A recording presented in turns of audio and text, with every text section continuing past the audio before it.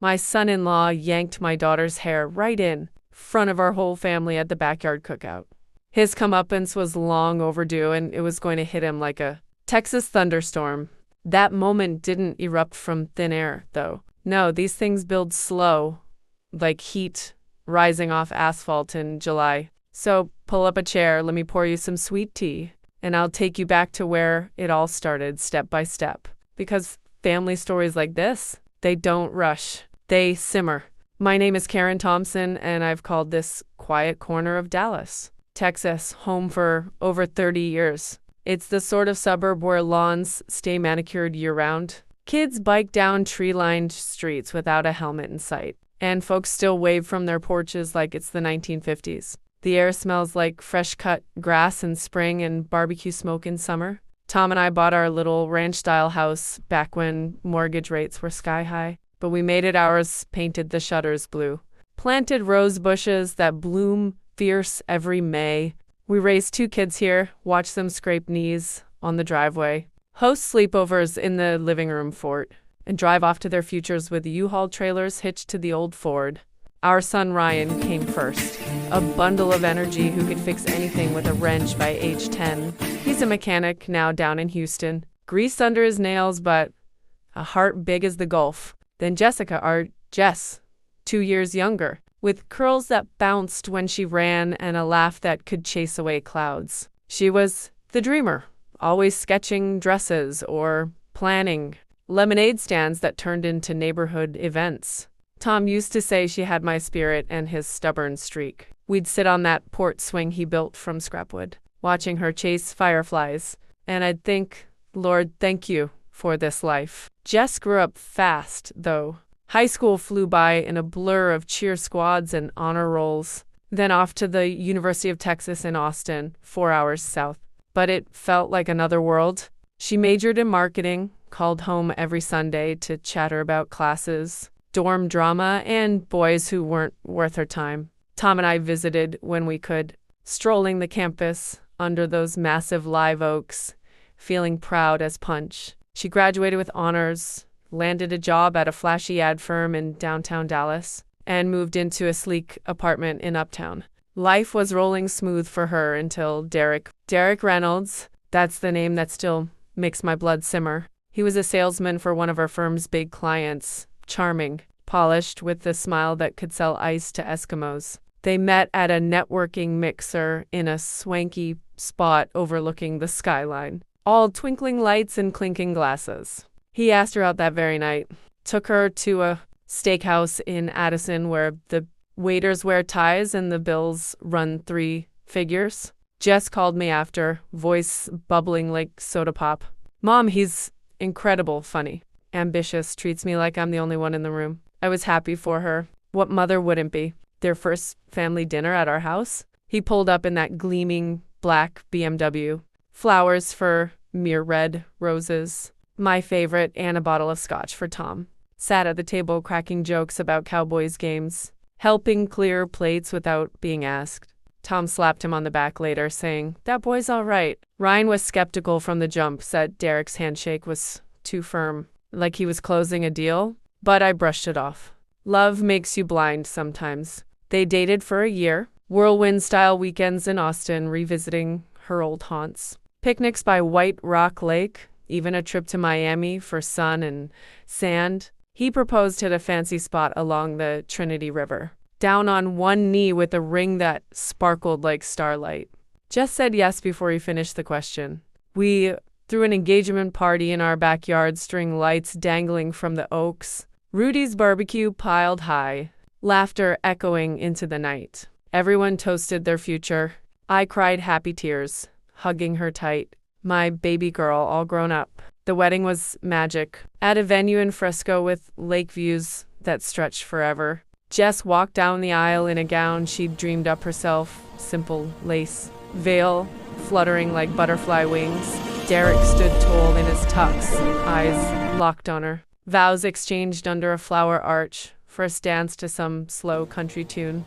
They honeymooned in Miami again, came back tanned and glowing. Moved into a condo in uptown Dallas, close to her work and his sales gigs in Plano. Life looked perfect from the outside. Instagram posts of date nights at Uchi, weekend drives to Lake Texoma. But perfection? It's often just a pretty mask. But cracks have a way of spreading like wildfire in dry grass. It began with the phone calls. Jess would ring me midweek, voice a touch flatter than usual. Mom, everything is fine, just busy. But I'd hear the exhaustion. The way her laugh didn't quite reach her eyes even over the line. She started skipping our Sunday family lunches, those sacred gatherings around my oak table with pot roast and mashed potatoes. Stories flying like confetti. Derek's got a work thing, she'd say. Or we're tired from the weekend. Tom noticed first. Karen, something's off with our girl. I waved it away. Marriages have bumps, right? Newlyweds adjusting.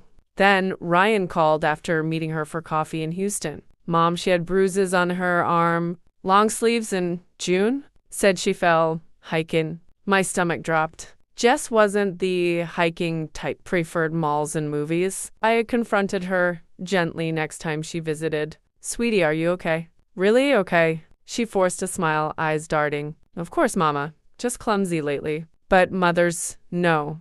We feel it in our bones. The control crept in, subtle. Derek started critiquing her outfits. That dress is too short for work. He'd text her constantly during girls' nights out, demanding updates. Once, at Thanksgiving in our house, he snapped when she served his plate wrong. You can't even do this right. The table went quiet. He laughed it off as a joke. But Jess's cheeks flushed red, and she excused herself to the kitchen. I followed, found her gripping the counter, eyes glassy. It's nothing, Mom. Nothing. It was the start of everything. July 4th.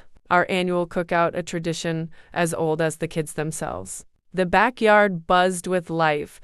20 of us gathered under the shade of that big oak tree Tom planted when Ryan was born. Smoke curled from the grill where Tom flipped steaks and ribs from Pecan Lodge, the kind that fall off the bone. My sister Mary drove up from San Antonio with her famous potato salad, complaining about I-35 traffic the whole way. Cousins from Fort Worth brought coolers of beer and sodas. Nieces and nephews splashed in the kiddie pool, shrieking with delight as water sprayed everywhere. The air hummed with chatter football predictions, recipe swaps, kids' school stories. American flags fluttered from the fence, and fireworks waited in the garage for dusk at the park down the street. Jess and Derek arrived around noon. He pulled up in that BMW, honking like he owned the block. She stepped out in a pretty sundress, hair tied back in a ponytail, carrying a store-bought pie like it was treasure.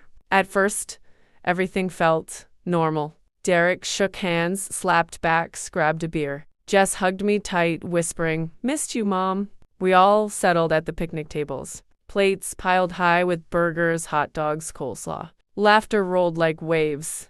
Then the accident. Jess reached for the coleslaw bowl. Her elbow nudged Derek's beer. It tipped, foam splashing onto his pristine white sneaker. Not a flood, just a dribble. But his face twisted, red as a beet, veins popping in his neck. In one swift motion, he lunged forward, grabbed her ponytail, and yanked hard. Her head snapped back, neck arching painfully, a gasp escaping her lips. "You clumsy idiot," he snarled, voice cutting through the air like a whip. "Can't you do anything right?" Time froze. Forks hovered midair. Kids' laughter died. The grill sizzled alone in the silence. Mary's mouth fell open. Tom's spatula clattered to the ground. Ryan half rose from his seat, eyes blazing. Jess winced, tears welling. But she didn't fight back, just whispered, "Sorry, honey," like it was her fault. I felt fire ignite in my chest, a mother's fury, hot and unyielding.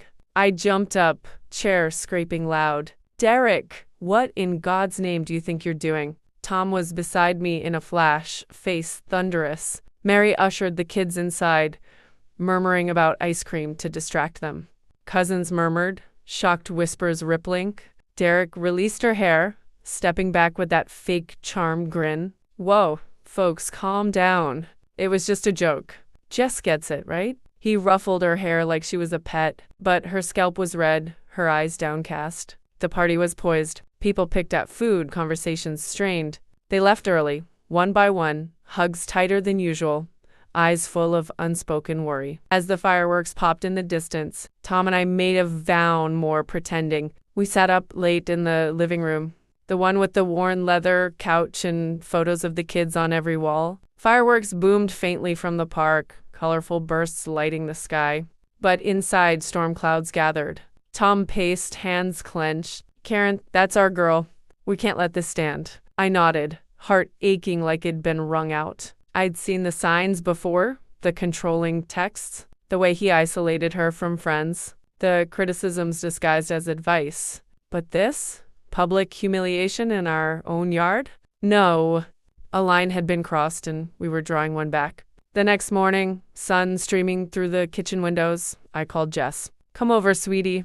Alone. She arrived an hour later, eyes puffy, makeup barely hiding the shadows. We sat on that porch swing again, the cheens creaking soft under our weight. The neighborhood hummed, lawnmowers droning, birds chirping in the oaks. But between us, tension thick as fog.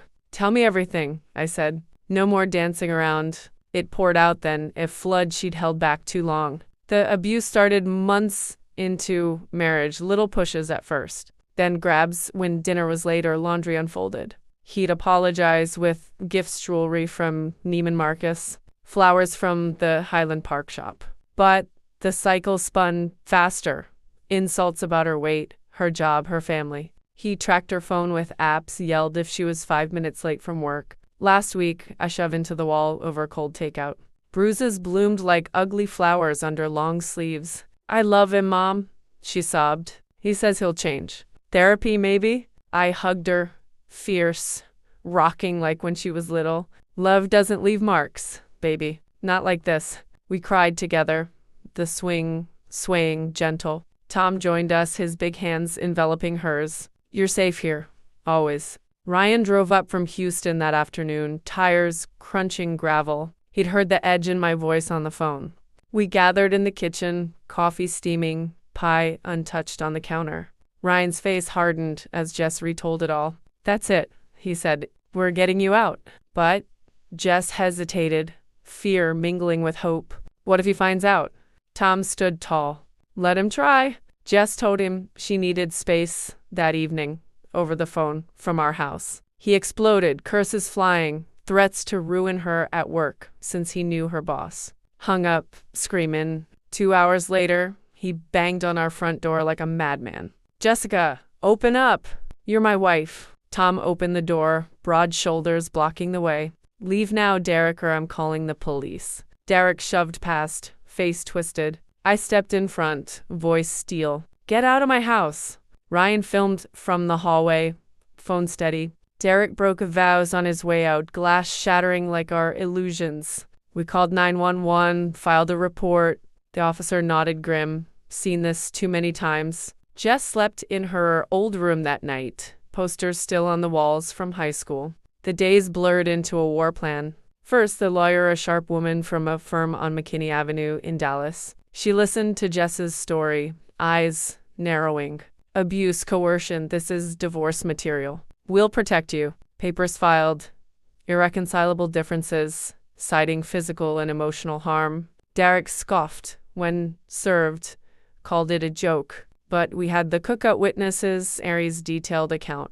Cousins' sworn statements. The hair-pulling wasn't isolated. It was then Ryan did some digging. He's good with computers. Learned it fixing cars with tech now. He found Derek's old social media posts, stuff he'd deleted, but not well enough. Turns out, Derek had a history. An ex-girlfriend in Austin had a restraining order against him years ago. We tipped off the lawyer and it came out in court. But that wasn't all.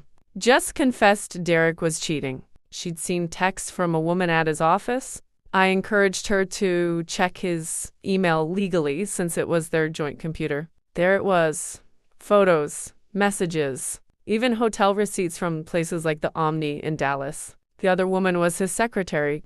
Clueless he was married. We didn't stop there. Tom has friends in the business world, old golf buddies. Derek worked for a big sales company in Plano, north of Dallas. One of Tom's pals was on the board. We didn't ask for favors, just shared the truth. Word got around. Derek's boss called him in, saw the divorce papers, the abuse claims. Then the cheating scandal hit just as lawyers subpoenaed the emails. Derek lost his job 2 weeks later. Misconduct, they called it.